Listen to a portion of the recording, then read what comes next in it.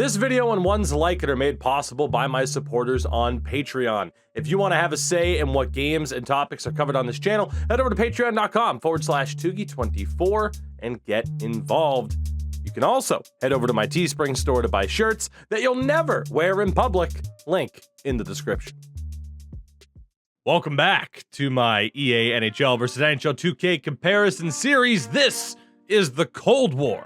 Make sure to check out the most recent episode if you haven't already, where NHL 2002 went head-to-head with NHL 2K2. Today, it's round 3 in this contest, with EA convincingly taking the first 2 bouts, albeit due to a few years head start in making games. Will this be the beginning of a turnaround for 2K?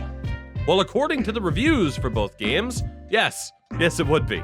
A reminder before we get started of what we look for in this series. Not only are we comparing the games to one another, but we're also looking at what they do well compared to the modern EA NHL titles, because spoiler alert, 2K waved the white flag a long time ago, unfortunately. We compare each game in 5 different categories: presentation, gameplay, franchise mode, other modes, and year-to-year improvement. So how do the games hold up? How do they compare to one another? It's time to find out. We get started in the presentation section. Now, within presentation, we're looking at everything that the word would encompass: graphics, music, menu design, the in-game graphics, so on and so forth. And let's kick things off with NHL 2003.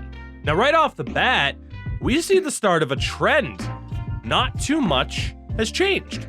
You still have staples of the series, a solid jersey selection, the player icons and stadium view as you load in, really nice pre-game intros and overall cutscenes such as the goal replays.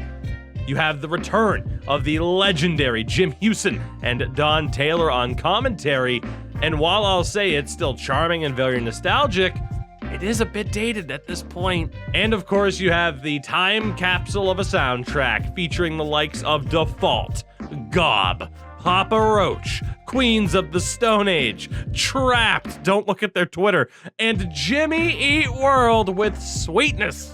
The biggest change I noticed, although it was a subtle one, are that the visuals have improved overall. There was something about 2002. The colors were maybe a little bit washed out, maybe it was the arena lighting, but something didn't quite look right to me. Thankfully though, the issue was corrected, and 2003 is the best an EA game had looked to date. For 2K3, we kicked things off with arguably its biggest selling point, which I did tease at the end of the last episode, and it's 4 letters. Say it with me now: ESPN.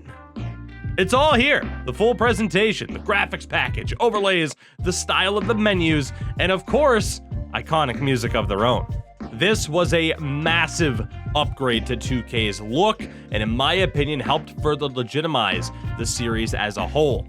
In general, the visuals and presentation of the arena were improved as well. They built upon the pre-game intros with the crowd booing the road team while they took the ice. The home team gets a frankly badass introduction with each player's name still getting announced. The players still line up for the anthems, and you get, on occasion, a close-up of Steve Shields' crotch. Now, I won't say it's perfect. Some camera angles are a little bit wonky, and the commentary from Bill Peterson and Mike Weeks, while not offensive, certainly lacks the punch of their iconic EA counterpart. And it is worth noting as well, in case you were wondering what this is from the gameplay, you do have the ribbons behind each goal, honoring the victims of the September 11 terrorist attacks, which occurred 14 months before the launch of the game. Overall, EA didn't fix what simply wasn't broken, but 2K took a huge step forward with the addition of the ESPN license. Now, Sweetness tries its best to win me over, and boy, what a fight it puts up. But this opening head-to-head goes to NHL 2K. We move on to our next section: gameplay. In NHL 2003, the biggest selling point is what they call total control deking. New moves that sees the developers try to replicate the ability of a player moving their stick to the left and right. There's no denying that the moves are a nice touch and brings some extra creativity to the games, but is it really that different than what we saw in 2002 with the deke moves? Not really. you can move left to right. It doesn't do much. And then you still have all the same kind of normal hit this button to do this deke type of options. Although I will say in regards to all of this, it is very intriguing to see that they were already aiming for what would eventually become the skill stick that we all know, and some of us love, just 4 years later. But more on that when the time comes. The momentum system and breakaway cam from 2002 also return, this time under the Game Breaker title. And while it was touted as a back-of-the-box selling feature, there isn't much evolution here. The idea is emphasizing the use of the new deking, and that's it. If anything, the feature has taken a step back with game story fading into the background, which was a bit of a shame. At the very least, they've touted new and improved goalie AI and animations. I mean, it's true, in this instance, they did improve it, but it is funny to hear this as if it's a selling point, something they still do to this day. It's a hockey game. I would hope you're improving the animations on a yearly basis. At the very least, the fighting is still hilariously awful, although it has been slowed down a bit and the punches look and feel like they have more weight to them. 2K3 also took the approach of expanding upon their foundation without adding many new in-game features. You still have the expanded coaching strategies, the AI seem to use most if not all of the tools that are provided to them, which is nice, and they too changed up a lot of goalie animations, which, in my opinion, a lot of them look better than not only NHL 2003, but some of the more modern titles, especially when it comes to some of the movement and the butterfly. And for those that care, you can player lock, use different control schemes, change how live the refs are in terms of whether or not they can interact with the puck or the players or both. And speaking of the puck, it is noticeably bouncing and fluttering around the ice. It doesn't just feel like this static object. It feels and looks like a puck. All in all, it's a very solid game. Which brings us to the overall for this category. Now again, EA didn't fix what wasn't broken, while 2K took some good strides moving forward, but this isn't the year-to-year section. This is simply gameplay. And I'd be lying if I said I wouldn't reach for NHL 2003 first. That might change the more I play 2K3, but for now, I'd say primarily based off of nostalgia, this round goes to EA NHL. Our next section, franchise mode. Now, I've talked about why I have this as its own mode, and I did mention in the last episode that, we were going to start seeing some improvements. However, for NHL 2003, we still see a super basic version of the mode. Essentially, it is a continuous season mode, nothing too crazy, but it is always nice to see them use the term franchise. And while still not to the standard of games to come, 2K also takes strides forward when it comes to franchise, with actual contract negotiations based off of a point system. It's still pretty simplistic, but it is more expansive than what EA provided with 2003, although 2004 might be a different story.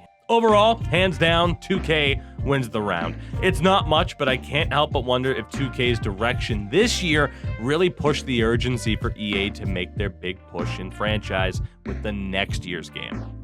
Up next, other modes and features. In NHL 2003, along with franchise, we get the basic play now, playoffs, and international tournament modes. We also see the return of NHL cards. Again, check out the 2002 comparison for all the details on that, because nothing's really changed here. Create a Player has some super interesting options. Along with certain attributes like their preferred shot style and tendency sliders, you have the ability to unlock players who aren't for some reason available by default, such as former Bruin Ivan Hummel, Larry Murphy, and members of the Bare Naked Ladies. The smartest men of all time who knew if you had a marquee that said live tonight, Bare Naked Ladies, that people would show up to their concerts. The only other thing worth noting, while not actually a mode, are the numerous behind-the-scenes videos of the dev team, including Jerome McGinley, the cover boy. And within these videos, you have members of the studio actively talking about crunch culture, working 20-hour days, for example. The hours towards the end of a project are pretty intense. You're working anywhere from 9 in the morning till midnight, 7 days a week. 20 or 30 hours straight sometimes, and it just gets pretty crazy. The worst I've worked is about 48 hours straight trying to ship the game, and we're trying to track down the last buck. It took that long to do it. They also mentioned the production cycle, which is still the same to this day, starting on the next year's title while the current is being finished. I got a kick out of these videos primarily due to my trip to the studio in 2019, where I got to see the offices, which I promise you look exactly the same as you are seeing in this video that was probably taken in 2002. As we start off with 2K3, I want to mention something here, and that is that, as I did for NHL 2003, I wanted to point out some of the specific attributes that we see for players, and both skaters and goalies have a tremendous amount of options provided. It really is a dream for modern roster editors. Not to mention, there is a shovel garbage attribute for skaters. Garbage day! Above the standard fare of the other modes, though, one thing stands out, and that was at the time 2K3's online capabilities. This was the first game to take advantage of both Xbox Live and the PlayStation 2 online services, not just for standard versus, but through something they called the Sega Sports Challenge, which allowed those with a Sega Sports account to join a leaderboard and see how they compared. Standard stuff now, but in late 2002, and to beat EA to the punch, very impressive. Overall, same story. EA didn't change much. What's there was very solid for the time, but 2K, they were continuing to take those massive steps forward when it came to online play, and that wins them the round. As you can probably tell by this point in the review as we get to our final section, NHL 2003 was surprising, but not for the most overly positive reasons. I grew up loving this game. I still love this game, but under the context of this review and looking directly at the previous title, I definitely realized how little change there was. Without spoilers for a near 2-decade-old game, NHL 2004 is on the horizon, a game many still consider to this day the greatest EA NHL title of all time. And knowing that, it feels like 2003 was used to bridge the gap, while bigger improvements would be coming in the next year. Whereas with NHL 2K3, well, I think you could tell where this is going. Outside of a big box gameplay feature, they improved everywhere. So 2K wins this section too, and wins this overall head-to-head in convincing fashion, their first victory in this series, and it honestly comes a little bit earlier than I thought it would. That's what she said! Michael, come on! So as we wrap up this video, we can say this. Statement made for NHL 2K. This was the year to strike, and strike they did. This is what the series needed, a huge push to bring them closer to level ground with EA, as they had already done with their NBA and NFL series respectively.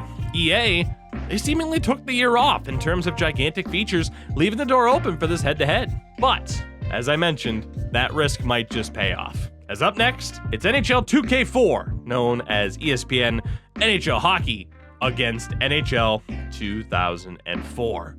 This one is going to be very, very interesting. Thank you so much for watching this video. I truly do appreciate it. If you enjoyed it, there's plenty more to check out on this channel. There's also my gameplay channel, Twogie24, that's TWOGIE24, where you can find all of my NHL 22 franchise mode content that used to be posted on this channel, among numerous other games. There's also the Toogie Steak podcast, which you can listen to wherever podcasts can be heard, or in video form on the podcast's YouTube channel. You can also find links to my Discord, Teespring store, and so much more in the description of this video. One more time, I'll thank you again for watching. Now get out of here.